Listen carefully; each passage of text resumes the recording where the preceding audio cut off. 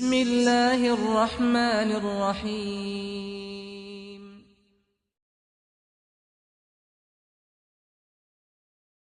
إن الحمد لله نحمده ونستعينه ونستغفره ونعوذ بالله من شرور أنفسنا ومن سيئات أعمالنا من يهده الله فلا مضل له ومن يضلل فلا هادي له وأشهد أن لا إله إلا الله وحده لا شريك له وأشهد أن محمدا عبده ورسوله أرسله بالهدى ودين الحق ليظهره على الدين كله ولو كره المشركون اللهم صل على محمد وعلى آل محمد كما صليت على إبراهيم وعلى آل إبراهيم إنك حميد مجيد اللهم بارك على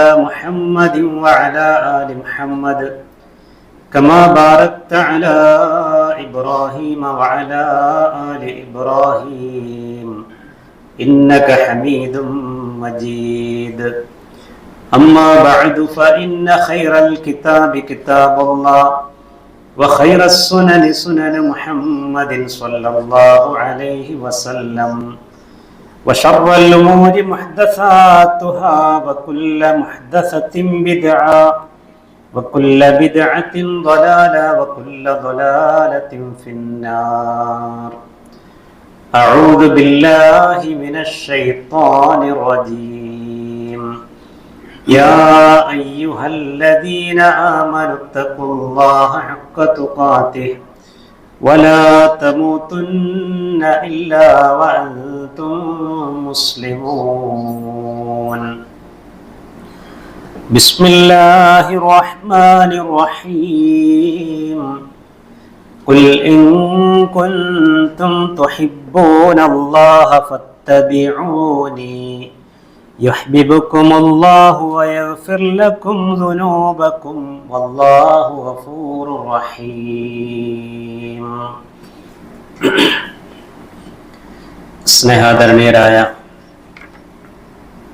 സത്യവിശ്വാസികളെ, സഹോദരങ്ങളെ, അല്ലാഹു സുബ്ഹാനഹു വ തആലയുടെ നിയമങ്ങൾക്കും അവന്റെ വിധി വിലക്കുകൾക്കുമെല്ലാം പൂർണ്ണമായും വിധേയരായി നാം ഓരോരുത്തരും ജീവിക്കണമേ എന്ന് വസിയത്ത് ചെയ്യുന്നു. അല്ലാഹു സുബ്ഹാനഹു വ തആല ഇഷ്ടപ്പെടുന്ന സജ്ജനങ്ങളിൽ, സ്വാലിഹുകളിൽ റബ്ബ് നമ്മെ എല്ലാം ഉൾപ്പെടുത്തി അനുഗ്രഹിക്കുമാറാവട്ടെ. മഹാനായ ഇമാം മാലിക് റഹിമഹുല്ലാഹ് അദ്ദേഹം പ്രവാചക സുന്നത്തുമായി ബന്ധപ്പെട്ട് നടത്തിയ ഒരു പരാമർശം ചരിത്രത്തിൽ എന്നും ശ്രദ്ധേയമായി നിൽക്കുന്നതാണ്. ഇമാം മാലിക് റഹിമഹുല്ലാഹ് പറഞ്ഞതാണ്, മൻ ഇബ്തദഅ ഫിൽ ഇസ്ലാമി ബിദ്അ, ഒരാൾ മതത്തിൽ നന്മ എന്ന് കരുതി അദ്ദേഹം പുതിയ ഒരു കർമ്മത്തിന് രൂപം കൊടുത്തു, അതല്ലെങ്കിൽ മതത്തിൽ പുതുതായി അദ്ദേഹം ഒരു ആചാരമുണ്ടാക്കി, എന്നിട്ട് യറാഹ ഹസന, അദ്ദേഹത്തിനത് വളരെ മനോഹരമായി തോന്നി, ഇത് നല്ലൊരു കാര്യമാണല്ലോ, ഇത് ആളുകൾ ചെയ്യുന്നത് നന്നാകുമല്ലോ എന്ന നിലയ്ക്ക് അദ്ദേഹത്തിന് തോന്നി. അപ്പോ ഇമാം മാലിക് റഹ്മഹുല്ലാഹ് പറയാണ്, ഇങ്ങനെ ഒരു ഏർപ്പാടിൽ ഒരാൾ ഏർപ്പെട്ടാൽ ഫഖദ് സഅമ അന്ന മുഹമ്മദൻ സ്വല്ലല്ലാഹു അലൈഹി വസല്ലം ഖാന റിസാല, ഇങ്ങനെ മതത്തിന്റെ ഒരു വിഷയത്തിൽ ഒരാൾ ചെയ്താൽ അവൻ സത്യത്തിൽ വാദിക്കുന്നത് നബി സ്വല്ലല്ലാഹു അലൈഹി വസല്ലമയെ അള്ളാഹു ഏൽപ്പിച്ച റിസാലത്തിൽ പ്രവാചകൻ സ്വല്ലല്ലാഹു അലൈഹി വസല്ലം വഞ്ചന കാണിച്ചിട്ടുണ്ട് എന്നാണ്. കാരണം അല്ലാഹു സുബ്ഹാനഹു വ തആല ഇപ്രകാരം പറയുകയുണ്ടായി. വിശുദ്ധ ഖുർആനിലെ ഏറ്റവും അവസാന സമയത്തിറങ്ങിയ ഒരു വചനം, അൽയൗമ അക്മൽതു ലക്കും ദീനക്കും വഅത്മംതു അലൈക്കും നിഅമതി വറദീതു ലക്കുമുൽ ഇസ്ലാമ ദീനാ. അൽയൗമ അക്മൽതു ലക്കും ദീനക്കും, ഇന്നേ ദിവസം നിങ്ങൾക്ക് ഞാൻ എൻ്റെ മതം പൂർത്തീകരിച്ചു തന്നിരിക്കുന്നു. വഅത്മംതു അലൈക്കും നിഅമതി, എൻ്റെ അനുഗ്രഹത്തെ നിങ്ങൾക്ക് നാം പൂർത്തിയാക്കി തന്നിരിക്കുന്നു. വറദീതു ലക്കുമുൽ ഇസ്ലാമ ദീനാ, ഇസ്ലാം എന്ന മതത്തെ നിങ്ങൾക്ക് തൃപ്തിപ്പെട്ട മതമായി നൽകുകയും ചെയ്തിരിക്കുന്നു. അപ്പോ ഈ ആയത്ത് അല്ലാഹു അവതരിപ്പിച്ചതാണ്. എന്നിട്ട് ഇമാം മാലിക് റഹ്മത്തുള്ളാഹി പറയാണ്, ഫമാലക്കും യൗമഇദിൻ ദീന ഫലാ യകൂനുൽ യൗമ ദീന. അന്ന് നബി സല്ലല്ലാഹു അലൈഹി വസല്ലം ദീനായി പഠിപ്പിച്ചു തരാത്ത ഒരു കാര്യം ഒന്നും ഇന്നത് ദീനാവുകയില്ല.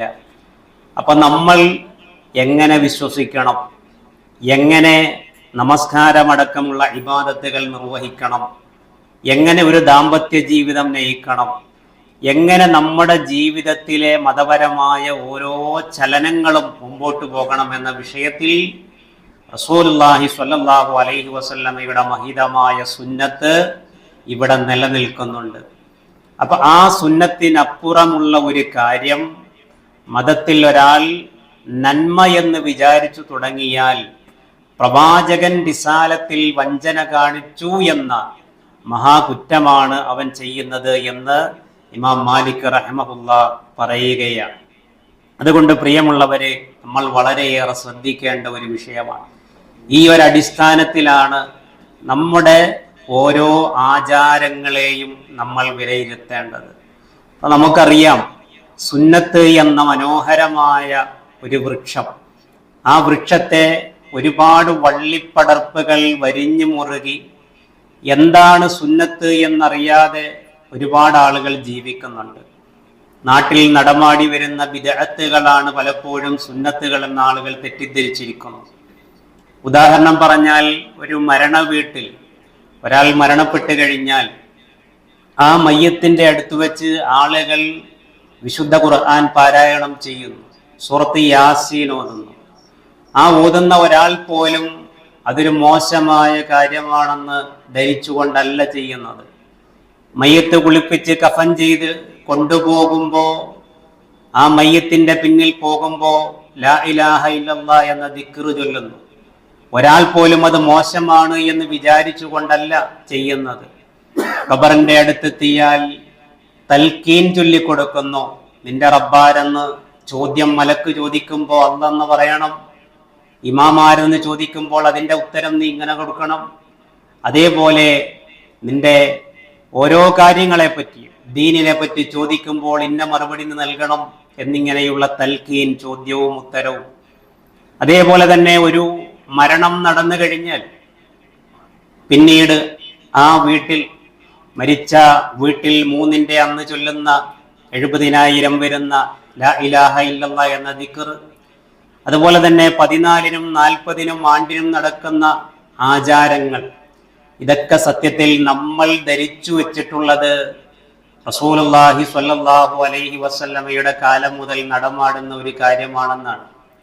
പക്ഷെ റസൂലുള്ളാഹി സ്വല്ലല്ലാഹു അലൈഹി വസല്ലം വഫാത്തായിട്ട് ആ പ്രവാചകന്റെ അടുത്ത് വെച്ച് ഇന്ന് നമ്മുടെ നാട്ടിൽ നടന്നു വരുന്നത് പോലെ ഒരാൾ പോലും സൂറത്ത് യാസീൻ എടുത്തിരുന്ന് ഓതിയിട്ടില്ല. അതേപോലെ 3, 7, 14 ആണ്ടുകളോ നടന്നിട്ടില്ല. സ്വഹാബികൾ ആരും മരണപ്പെട്ടിട്ട് അങ്ങനെ ഒരു കാര്യം അവിടെയൊന്നും നടന്നിട്ടില്ല. അപ്പൊ അവർ ദീനായി പഠിപ്പിക്കാത്ത ഒരു കാര്യമാണത് എങ്കിൽ സഹോദരങ്ങളെ, അതിൽ മാതൃകയില്ല എന്നാണ് നമ്മൾ മനസ്സിലാക്കേണ്ടത്.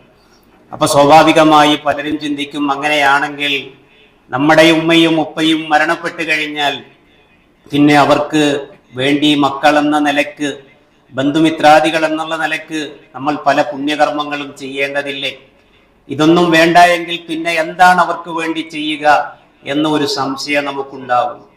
പക്ഷേ റസൂലുള്ളാഹി സ്വല്ലല്ലാഹു അലൈഹി വസല്ലം പറഞ്ഞത്, നമ്മുടെ പ്രിയപ്പെട്ടവർ മരണപ്പെടുമ്പോൾ അവർക്ക് ഏറ്റവും വിലപ്പെട്ടത് വവലദുൻ സ്വാലിഹുൻ യദ്ഉ ലഹ്, ആ ഉപ്പാക്കും ഉമ്മാക്കും വേണ്ടി ആത്മാർത്ഥമായി കണ്ണു നിറഞ്ഞ് മനസ്സ് വിങ്ങി പ്രാർത്ഥിക്കുന്ന ആ പ്രാർത്ഥനയുടെ വചനങ്ങളാണ് അവരുടെ ഖബറുകളിൽ, അവരുടെ പരലോകത്ത് അവർക്ക് ഏറ്റവും ഉപകാരപ്പെടുക എന്നാണ്. അതോടൊപ്പം തന്നെ റസൂലുള്ളാഹി സ്വല്ലല്ലാഹു അലൈഹി വസല്ലമയോട് ചില സ്വഹാബികളും സ്വഹാബി വനിതകളും വന്ന് ചോദിച്ചു, നബിയെ, എന്റെ ഉപ്പ മരണപ്പെട്ടു, ഉമ്മ മരണപ്പെട്ടു, എനിക്ക് അവർക്ക് വേണ്ടി ഹജ്ജ് ചെയ്യാമോ, ഉംറ ചെയ്യാമോ എന്ന് ചോദിച്ചപ്പോ, നീ അവർക്ക് വേണ്ടി ഹജ്ജ് ചെയ്തോ, ഉംറ ചെയ്തോ, തീർച്ചയായും നിന്റെ ഉമ്മാക്കും അതിന് കൂലി കിട്ടും എന്ന് പറഞ്ഞു. മക്കൾ എന്നുള്ള നിലയ്ക്ക് നമുക്കത് ചെയ്യാം. അതേപോലെ നബി സല്ലല്ലാഹു അലൈഹി വസല്ലമയുടെ അടുത്ത് വന്നൊരു സഹാബി ചോദിക്കുന്നുണ്ട്, എന്റെ മാതാവ് മരണപ്പെട്ടു, അവർക്ക് വേണ്ടി എനിക്ക് ചെയ്യാൻ പറ്റുന്ന ഏറ്റവും നല്ല കാര്യം ഏതാണ്? നബി സല്ലല്ലാഹു അലൈഹി വസല്ലം പറഞ്ഞു, ഒരു കിണർ കുഴിക്കുക, വെള്ളം കൊടുക്കുക, അഥവാ സ്വദഖത്തുൻ ജാരിയ. അപ്പൊ അങ്ങനെയുള്ള സ്വദക്കകൾ എന്തും നമ്മുടെ മാതാപിതാക്കൾക്ക് വേണ്ടി പ്രതിഫലം ആഗ്രഹിച്ച് ചെയ്യാം. വഖഫ് ചെയ്യുകയാണെങ്കിൽ അത് വലിയ പ്രതിഫലമാണ്. സ്വന്തം ഉപ്പയുടെയും ഉമ്മയുടെയും ഒക്കെ പേരിൽ ഒരു പള്ളി ഉണ്ടാക്കി കൊടുക്കുക, ഒരു മദ്രസ ഉണ്ടാക്കി കൊടുക്കുക, എന്തെങ്കിലും തെങ്ങോ അങ്ങനെയുള്ളതൊക്കെ പള്ളിക്കോ മദ്രസക്കോ വേണ്ടിയൊക്കെ ആ ഒരു നിയ്യത്തിൽ നമ്മൾ ചെയ്തു കൊടുക്കുക, വലിയ പ്രതിഫലം കിട്ടുന്ന കാര്യമാണ്. അപ്പൊ ഇങ്ങനെയുള്ള കാര്യങ്ങളെല്ലാം നമുക്ക് അവർക്ക് വേണ്ടി ചെയ്യാം. തൽക്കീൻ ചൊല്ലിക്കൊടുക്കുന്നത് ബിദ്അത്താണെന്ന് നമ്മൾ പറഞ്ഞു. പക്ഷെ അതിനു പകരം റസൂലുള്ളാഹി സ്വല്ലല്ലാഹു അലൈഹി വസല്ലം പഠിപ്പിച്ചു തന്ന ഒരു സുന്നത്തുണ്ട്. അതെന്താണ്? റസൂലുള്ളാഹി സ്വല്ലല്ലാഹു അലൈഹി വസല്ലം പറയാ, ഇദാ ഫറഗ മിൻ ദഫ്നിൽ മയ്യിതി വഖഫ അലൈഹി ഫഖാല ഇസ്തഗ്ഫിറൂ ലി അഖീകും വസലൂ ലഹു തസ്ബീത് ഫഇന്നഹു അൽആന യുസ്അൽ. നബി സല്ലല്ലാഹു അലൈഹി വസല്ലം പറയാ, നിങ്ങൾ നിങ്ങളുടെ പ്രിയപ്പെട്ടവരെ കബറടക്കി കഴിഞ്ഞാൽ, കബറടക്കാൻ തുടങ്ങുമ്പോഴല്ല, മണ്ണിടാൻ തുടങ്ങുമ്പോഴല്ല, ആ കബറിലേക്ക് മണ്ണ് വീണ് കബറടക്കം കഴിഞ്ഞു കഴിഞ്ഞാൽ, എല്ലാം കഴിഞ്ഞാൽ നിങ്ങൾ അവിടെ നിൽക്കണം. എന്നിട്ട് എന്ത് വേണം? തസ്ബീത്ത് ചൊല്ലണം. ആ മയ്യത്ത് ചോദ്യം ചെയ്യപ്പെടാൻ പോവാൻ, അല്ലാഹുമ്മ സബ്ബിത്തുഹു ഇൻദ സുആൽ എന്ന് തുടങ്ങി ആ മയ്യത്തിന് വേണ്ടി നിങ്ങൾ ആത്മാർത്ഥമായി തസ്ബീത്തിനെ തേടണം എന്ന് നബി സല്ലല്ലാഹു അലൈഹി വസല്ലം പറയുന്നുണ്ട്. ഇത് സുന്നത്താണ്. എന്നാൽ തൽക്കീൻ റസൂലുള്ളാഹി സ്വല്ലല്ലാഹു അലൈഹി വസല്ലമയുടെ സുന്നത്തിൽ സ്ഥിരപ്പെട്ടു വന്നിട്ടുള്ളതല്ല. അതുകൊണ്ട് റസൂലുള്ള പഠിപ്പിക്കാത്ത കാര്യങ്ങൾ നമ്മൾ ഒഴിവാക്കുകയും റസൂലുള്ള പഠിപ്പിച്ച കാര്യങ്ങൾ നമ്മൾ എടുക്കുകയും ചെയ്യണം. സഹോദരങ്ങളെ, നമ്മുടെ പ്രിയപ്പെട്ട മാതാപിതാക്കൾ മരണപ്പെടുമ്പോൾ അവർക്ക് നോമ്പ് ഖളാ ഉണ്ടെങ്കിൽ മക്കളത് വീട്ടണം. അവര് നോമ്പോ മറ്റോ നേർച്ചയാക്കിയിട്ടുണ്ട്, അത് അവർക്ക് പൂർത്തീകരിക്കാൻ പറ്റിയില്ല എങ്കിൽ അത് മക്കൾ എന്നുള്ള നിലയ്ക്ക് നമ്മൾ വീട്ടണം. ഇതൊക്കെ മക്കളുടെ കടമകളാണ്, അവർക്ക് ലഭിക്കുന്ന പ്രതിഫലങ്ങളാണ്. അതുകൊണ്ട് മതവിഷയത്തിൽ ഇപ്പൊ എന്തെങ്കിലും ഒരു കുറച്ചു പേരത് അങ്ങനെ ചെയ്യാം, ഇങ്ങനെ ചെയ്യാൻ പാടില്ല, ഇങ്ങനെയുള്ള തർക്കങ്ങളും ഭിന്നതകളും ഒക്കെ വരുമ്പോ അല്ലാഹു സുബ്ഹാനഹു വ തആല പറഞ്ഞുവല്ലോ, എന്താ റബ്ബ് പറഞ്ഞത്? فإن تنازعتم في شيء فردوه إلى الله والرسول. മതപരമായ വിഷയത്തിൽ നിങ്ങൾക്കിടയിൽ ഭിന്നതയുണ്ടായാൽ അല്ലാഹുവിലേക്കും റസൂലിലേക്കും നിങ്ങൾ അതിനെ മടക്കണം. فإن كنتم تؤمنون بالله واليوم الآخر. നിങ്ങൾ അല്ലാഹുവിലും പരലോകത്തിലും അടിയുറച്ചു വിശ്വസിക്കുന്നവരാണെങ്കിൽ ذلك خير وأحسن تأويلا. അതാണ് ഏറ്റവും നല്ല മാർഗം. വിശുദ്ധ ഖുർആൻ നമുക്ക് പറഞ്ഞു തരാൻ, പ്രമാണങ്ങളിലൂടെ ആ തർക്കങ്ങളെ നമ്മൾ പരിഹരിക്കണം എന്നാണ് അല്ലാഹു സുബ്ഹാനഹു വ തആല നമുക്ക് പഠിപ്പിച്ചു തരുന്നത്. അതുകൊണ്ട് നമ്മുടെ ജീവിതം ഇതര മതസ്ഥരെ പോലെയല്ല, എന്തെങ്കിലും കണ്ടതോ കേട്ടതോ അനുസരിച്ച് വിശ്വസിക്കുന്നത് പോലെയല്ല. നമ്മൾ എങ്ങനെ ജീവിക്കണമെന്ന്, ഒരു ദിവസം രാവിലെ നമ്മൾ എങ്ങനെ എഴുന്നേൽക്കണമെന്ന്, എന്തു ചൊല്ലി നമ്മൾ എഴുന്നേൽക്കണമെന്ന്, ബാത്റൂമിലേക്ക് കയറുമ്പോൾ പോലും ഏത് കാൽ വെച്ച് കയറണമെന്നും അവിടെ എന്ത് ചൊല്ലണമെന്നും തുടങ്ങി എത്രയോ ആദാബുകളാണ് നമ്മുടെ മഹാനായ പ്രവാചകൻ സ്വല്ലല്ലാഹു അലൈഹി വസല്ലം, നമ്മുടെ മുഹമ്മദ് മുസ്തഫ സ്വല്ലല്ലാഹു അലൈഹി വസല്ലം, നമ്മുടെ മാതൃക, ആ ഖുദ്വത്തുൻ ഹസന റസൂലുള്ളാഹി സ്വല്ലല്ലാഹു അലൈഹി വസല്ലം നമുക്ക് പഠിപ്പിച്ചു തന്നിട്ടുള്ളത്. ആ സുന്നത്തുകളെ നമ്മൾ ഓരോരുത്തരും മുറുകെ പിടിച്ച് ജീവിക്കുന്നവരാവുക. അല്ലാഹു സുബ്ഹാനഹു വ തആല നമ്മെ ഏവരെയും അനുഗ്രഹിക്കുമാറാവട്ടെ.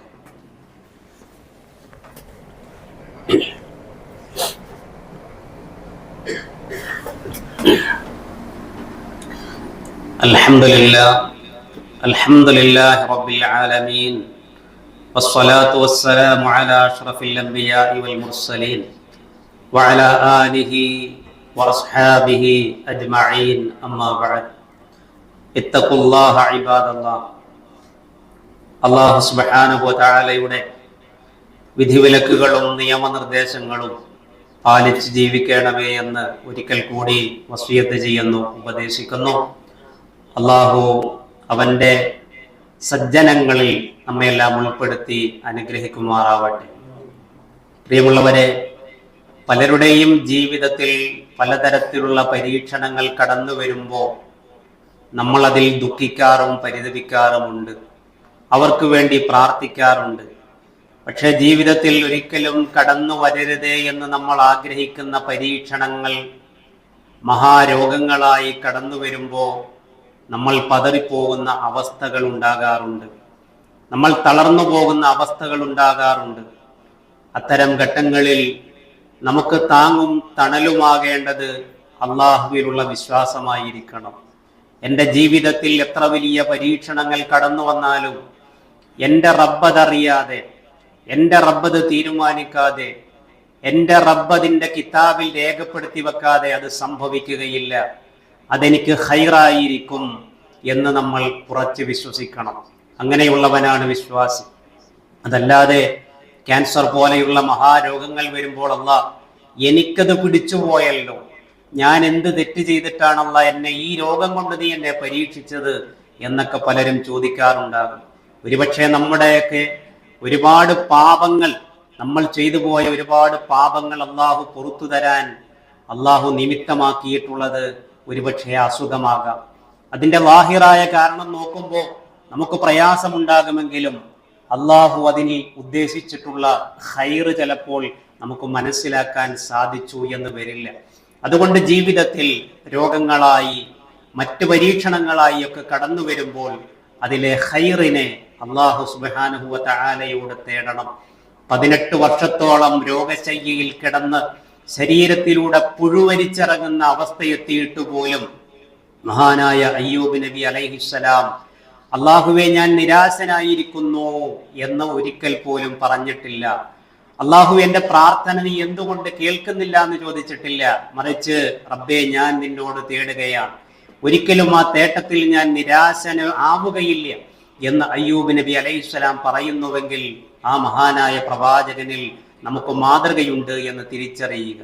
ജീവിതത്തിൽ ഖൈറു വന്നാലും ഷർറു വന്നാലും അത് വിശ്വാസിക്ക് ഏറ്റവും അനുഗുണമായിരിക്കും എന്ന് നബി സല്ലല്ലാഹു അലൈഹി വസല്ലം പറയുകയും അതൊരു വിശ്വാസിക്കല്ലാതെ നേടിയെടുക്കാൻ സാധിക്കുകയില്ല എന്ന് നബി സല്ലല്ലാഹു അലൈഹി വസല്ലം സൂചിപ്പിക്കുകയും ചെയ്തു. അതുകൊണ്ട് പരീക്ഷണങ്ങളിൽ ക്ഷമിക്കുന്നവരായി നമ്മൾ ഓരോരുത്തരും മാറുക. അള്ളാഹു അവൻ ഇഷ്ടപ്പെടുന്ന ദാസന്മാരിൽ നമ്മയെല്ലാം ഉൾപ്പെടുത്തി അനുഗ്രഹിക്കുമാറാവട്ടെ. നമ്മുടെ ജീവിതത്തിൽ പ്രിയമുള്ളവരെ, നമ്മുടെ ഇടപെടലുകളിൽ, നമ്മുടെ ഇബാദത്തുകളിൽ, അനുഷ്ഠാനങ്ങളിൽ, ആചാരങ്ങളിൽ, ആഘോഷങ്ങളിൽ, എല്ലായിടങ്ങളിലും നബി സല്ലല്ലാഹു അലൈഹി വസല്ലമയുടെ മഹിതമായ സുന്നത്തിനെ നമ്മൾ മുറുകെ പിടിക്കുക. ബിദ്അത്തുകളാണെങ്കിൽ അതിൽ നിന്ന് പൂർണ്ണമായി നമ്മൾ വിട്ടുനിൽക്കുക. ബിദ്അത്തുകൾ എന്ന് പറയുന്നത് പ്രത്യക്ഷമായി അത് നന്മയാണെന്ന് നമുക്ക് തോന്നാമെങ്കിലും പ്രവാചകൻ സല്ലല്ലാഹു അലൈഹി വസല്ലം നിശ്ചയിച്ചു തന്നതല്ല എങ്കിൽ ഹറാമിനേക്കാൾ വലിയ ശിക്ഷ അതിന് ലഭിക്കും എന്നാണ് നബി സല്ലല്ലാഹു അലൈഹി വസല്ലം നമുക്ക് പഠിപ്പിച്ചു തന്നിട്ടുള്ളത്. അള്ളാഹു നമ്മുടെ എല്ലാ നന്മകളെയും കബൂൽ ചെയ്യുമാറാവട്ടെ. നമ്മുടെ എല്ലാ നല്ല കാര്യങ്ങളെയും അള്ളാഹു പൂർത്തീകരിച്ചു തരുമാറാവട്ടെ. നമ്മുടെ ജീവിതത്തിലും കുടുംബത്തിലും നമ്മുടെ ജോലിയിലും എല്ലാം അള്ളാഹു സുബ്ഹാനഹു വ തആല ഖൈറും ബർക്കത്തും പ്രദാനം ചെയ്യുമാറാവട്ടെ. നമ്മിൽ രോഗികളായി കഴിയുന്നവർക്ക് അള്ളാഹു പൂർണ്ണമായ ശിഫ പ്രദാനം ചെയ്യട്ടെ. നമ്മുടെ കൂടെയുള്ള സഹോദരൻ റഫീഖിന്റെ ഉപ്പാക്ക് തീരെ സുഖമില്ല എന്നറിയിച്ചിരുന്നു. ഒരു പ്രയാസമുള്ള അസുഖമാണ്. അള്ളാഹു ആ സഹോദരനെ ഉപ്പാക്ക് പൂർണ്ണമായ ശിഫ പ്രദാനം ചെയ്യട്ടെ. അതേപോലെ തന്നെ നമ്മുടെ കൂടെയുള്ള നമ്മുടെ ഒരു സുഹൃത്ത് സഹോദരൻ, അദ്ദേഹത്തിന്റെ ഭാര്യയും ഇതുപോലെയുള്ള ഒരു അസുഖത്തിന്റെ മുമ്പിലാണ്. 3 മാസത്തോളം വരുന്ന ചികിത്സ ആവശ്യമുണ്ട് എന്നറിയിച്ചിട്ടുണ്ട്. അല്ലാഹു സുബ്ഹാനഹു വ തആല ആ സഹോദരിക്കും പൂർണ്ണമായ ശിഫ പ്രദാനം ചെയ്യുമാറാവട്ടെ. നമുക്ക് മുമ്പേ നമ്മിൽ നിന്ന് വിട്ടുപിരിഞ്ഞു പോയ നമ്മുടെ മാതാപിതാക്കൾ, ബന്ധുമിത്രാദികൾ, അവർക്കെല്ലാം അല്ലാഹു മഗ്ഫിറത്തും റഹ്മത്തും പ്രദാനം ചെയ്യട്ടെ. സ്വർഗത്തിൽ ഒത്തുചേരാനുള്ള ഭാഗ്യം അള്ളാഹു അവർക്കും നമുക്കും പ്രദാനം ചെയ്യട്ടെ.